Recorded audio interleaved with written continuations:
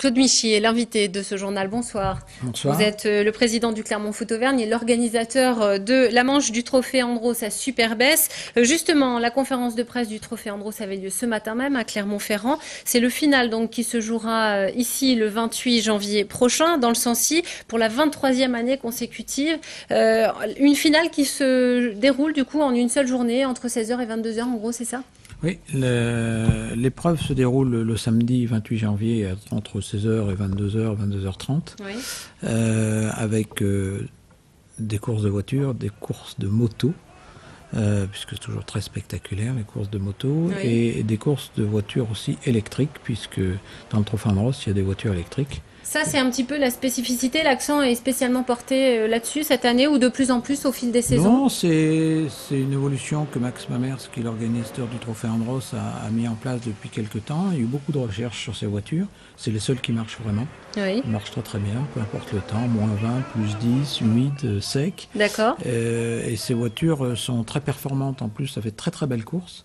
C'est très spectaculaire, c'est des voitures 2 roues motrices et non pas 4 roues motrices comme les voitures thermiques. Est-ce que les pilotes s'y retrouvent dans ces voitures-là? Ah oui, il y a juste le bruit qui manque un petit Qui peu. manque un petit peu, genre c'est de ce que je m'étais sifflement. laissé dire. Mais c'est tous les pilotes, et les pilotes, c'est des jeunes pilotes, c'est Nicolas Prost, Adrien Tambay, les fils des autres Des autres grands champions. champions, voilà, et qui sont aussi très performants. Et les grands champions, en l'occurrence, seront là aussi, parce qu'Alain Prost sera dans la même équipe que son fils, c'est ça? Exactement, Alain Prost, Olivier Panis, Paul Belmondo, Jean-Philippe Dérault qui est l'actuel leader. Et il faut savoir qu'aujourd'hui, après l'épreuve d'Isola du 1000 ce week-end, Jean-Philippe Dérault et Alain Prost sont à égalité avec un garçon qui s'appelle Rivière qui est 3e.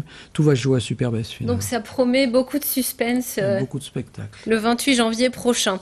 Venons-en au Clermont Foot Auvergne, toujours premier au classement de Ligue 2. On peut dire que le club se porte bien. Comment expliquez-vous ce succès, Claude Michy? Je crois qu'il faut être raisonnable. Aujourd'hui, on est à mi-chemin du championnat. Oui. Donc on peut estimer qu'on est au camp de base de l'Everest et qu'il y a encore à gravir le sommet, qu'il y a des camps intermédiaires, qu'il peut y avoir des avalanches et un certain nombre d'autres choses. Non, mais il faut regarder les choses du bon côté. Il y a eu un gros travail de fait par le staff, Oui. par les joueurs, par une prise de conscience de leur capacité, de leur talent et de leur envie de bien faire. Les résultats sont là, il faut continuer cette route qui est pleine d'espoir, mais qui va pas être simple, mais c'est déjà très bien d'avoir fait naître l'espoir. Il y a de nouveaux recrutements qui sont en cours. D'ailleurs, l'arrivée attendue de Loïc Landre, notamment, qui arrive du PSG. Il est arrivé cet après-midi, il a signé son contrat. Il devrait être qualifié pour le prochain match. Effectivement, parce que Damien Périnel, le capitaine de l'équipe, a eu le malheur d'avoir un problème physique à un genou qui fait qu'il va l'éloigner des terrains pour globalement 2 à 3 mois minimum, plus le temps de se remettre en bon état. Je pense que ça sera la fin de la saison. Donc il est en train de regarder quel est le bon choix pour lui au niveau médical, s'il se fait opérer, s'il fait du renforcement. Mais Damien est un garçon sérieux, professionnel, et donc il va prendre la bonne décision. Et la seule chose qu'on peut souhaiter, c'est qu'il retrouve ses camarades à l'étage au-dessus l'année d'après. Alors en tout cas, il se pourrait que le CFA monte en Ligue 1. Dans ces cas-là, l'hypothèse d'un nouveau stade va devenir urgente, n'est-ce pas? Je dirais que c'est plutôt une adaptation du stade actuel avec une tribune complémentaire. Oui. Et pour passer entre 16 et 18 000 places, plus un certain nombre d'aménagements. Bon, Clermont Communauté, à qui appartient le stade, travaille avec Christine Rougerie et sa vice-présidente, et notamment un certain nombre de responsables du service des sports comme Alain Bouzidi sur les différentes hypothèses. Oui. Et on échange beaucoup pour trouver les meilleures solutions techniques et financières. Et quelle serait-elle selon vous?